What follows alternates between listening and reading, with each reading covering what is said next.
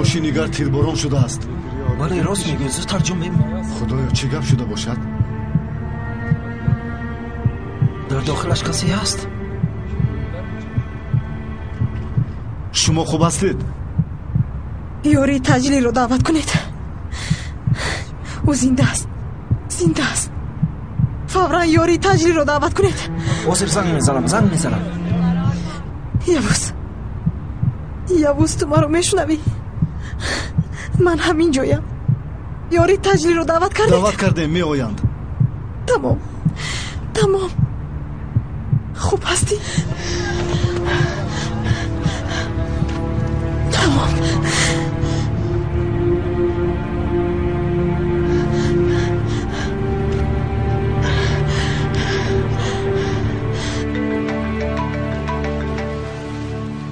تو رو گوش میکنم دریا.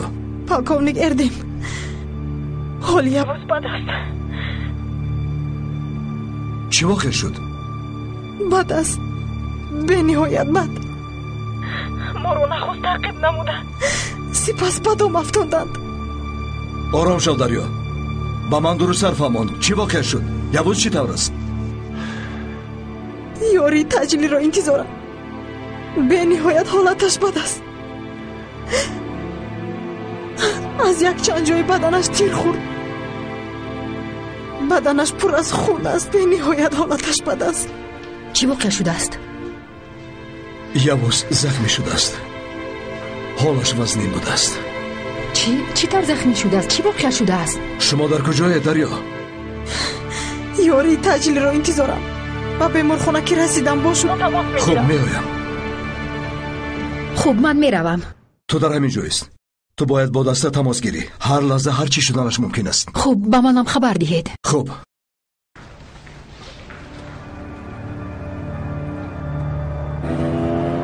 چیکار کردید؟ او مرد؟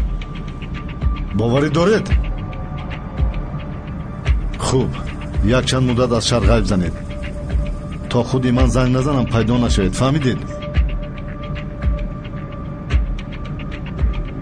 چی شده است؟ تیرباران کردند. یعنی که مرد؟ با فکرم که ها. عالی. یک چیز پرسم، این ماشین با گاز است یا بنزین؟ این ماشین با بنزین است. تو چی عقلت را خورده ها؟ بنزین گران است. به این گاز رو نصب کن. با من ماشین گازی پسند است. مثل تراکتور تر تر تر تر تر تر تر کرده میگردد. بسیار میسوزی برادر، بسیار میسوزی.